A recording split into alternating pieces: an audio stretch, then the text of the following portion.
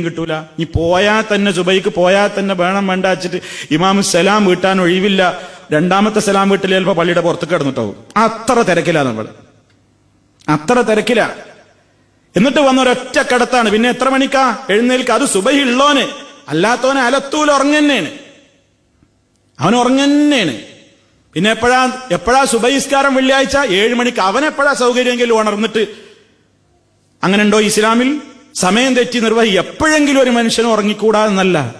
മനഃപൂർവ്വം ഒരാൾ ബാങ്കിന്റെ സമയം അറിഞ്ഞിട്ട് ഉറങ്ങിയാൽ പിന്നെ ആ നിസ്കാരം കൊണ്ട് കാര്യമില്ല. അതേ അവസരത്തിൽ ഒരാൾ ക്ഷീണം കൊണ്ട് ഒരു ദിവസം ഉറങ്ങിപ്പോയി, ബാങ്കും ജമാഅത്തൊന്നും അയാൾ അറിഞ്ഞില്ല, സൂര്യോദയം കഴിഞ്ഞിട്ടാണ് അയാൾ ഉണർന്നത് എങ്കിൽ അയാളെ സംബന്ധിച്ചിടത്തോളം ഉണർന്നെഴുന്നേറ്റ നേരം തന്നെയാണ് അയാളുടെ സുബഹി. അതേ അവസരത്തിൽ അറിഞ്ഞുകൊണ്ട് ഒരാൾ കിടന്നുറങ്ങുന്നു, എണീക്കാലോ എന്ന് വിചാരിച്ച് പിശാചിങ്ങനെ നം ഉറങ്ങിക്കോ ഇന്നൽ ലൈല തവീൽ, രാത്രി വളരെ ഇനിയും ഏറെയുണ്ട്, ഉറങ്ങിക്കോ എന്ന് കേട്ടിട്ട് ആ താരാട്ട് കേട്ട് അങ്ങനെ കിടന്നുറങ്ങിയിട്ട് സൂര്യനുദിച്ചിട്ട് നിസ്കരിക്കുന്നവന്റെ നിസ്കാരം റബ്ബിന് വേണ്ട, കാര്യമില്ല. അതുകൊണ്ട് നിസ്കരിച്ചിട്ട് കാര്യമില്ല. പല ആൾക്കാരും എന്താ അറിയോ, സുബൈ ഖളാ വീട്ടിനാണ് ജുമാക്ക് പള്ളിയിൽ വന്നിട്ട്.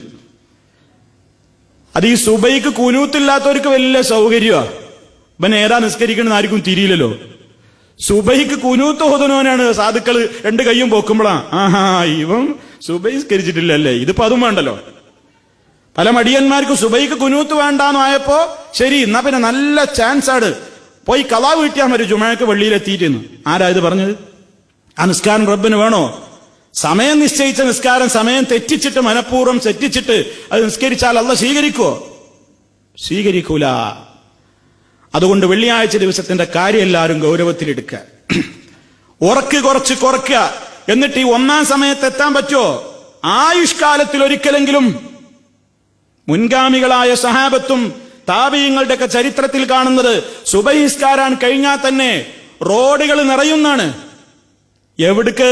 നമ്മൾ ഈദ്ഗാഹിൽക്ക് പോണമാതിരി കൂട്ടം കൂട്ടായി ജുമാക്ക് പള്ളിയിലേക്ക് എല്ലാ ആഴ്ചയും അവര് പോകുന്നു.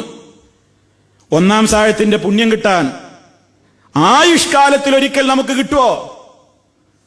ഒരിക്കലെങ്കിലും ഒന്ന് ശ്രമിച്ചു നോക്കുക. 2-ാം സായത്തില്, 3-ാം സായത്ത്, 4-ാം സായത്ത് 5 മണിക്കൂറായിട്ടാണ് ഭാഗിക്കപ്പെട്ടിരിക്കുകയാണ്.